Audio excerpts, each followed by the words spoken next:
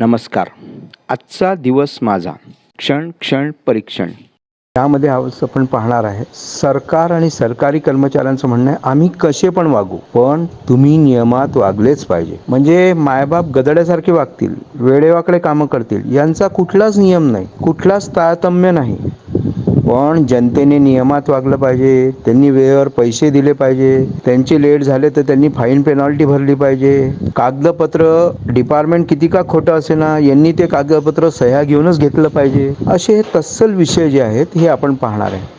आता उदाहरणार्थ एखादा माणूस आहे तो रस्त्याने चालला आहे, त्याने सिग्नल मोडला, लगेच पोलीस अडवेल, पैसे घेईल. पोलिसांबद्दल तर वेगळाच एपिसोड बनवणार आहे. पैसे घेईल, पण ती सिग्नल प्रणाली खराब असेल, पिवळा लागत नसेल, लाल दिसत नसेल, इकडचा तिकडे असेल, याच्यावर पोलिसाकडे काही नाही घेणं देणं. तो त्याला काहीच नाही करू शकत. तुम्ही सिग्नल मोडला तर तो तुमच्याकडनं पैसे घेईल.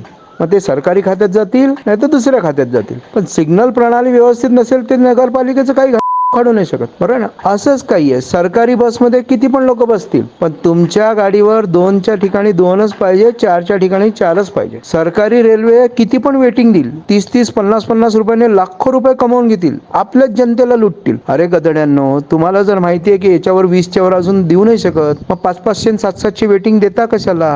मग त्या वेटिंग मध्ये बदबद रेल्वेत भरता कशाला? पण नाही, सरकारचा धंदा होतो, लोकांचे जीव जातील, त्याचं त्यांना काय घेणं देणं आहे ना. पण तुमच्या गाडीमध्ये कारमध्ये 4 सीटच्या वर 5वं सीट असेल तर लगेच पोलीस अडवेल. 9 सीटच्या वर 10वं सीट असेल, लग्नाला चाललं असेल तरी पोलीस अडवेल. मग 2 भरणे असतात, 2 मार्ग असतात, त्यापैकी एखादा मार्ग अवलंबेल, बरोबर ना. सरकारी गाडी किती पण काळा धूर फेकेल, त्याला काही नाही. पण तुमच्या गाडीला PUC पाहिजे. हे PUC तद्दल खोटं असतं. 100, 200, 500 रुपये द्या, तुमची गाडी नसली तरी PUC मिळून जातं, कारण तो भरणा सरकारला मिळतो आणि त्यांचे जे साठे लोटेवाले असतात त्यांना ते सगळं दिलेलं असतं.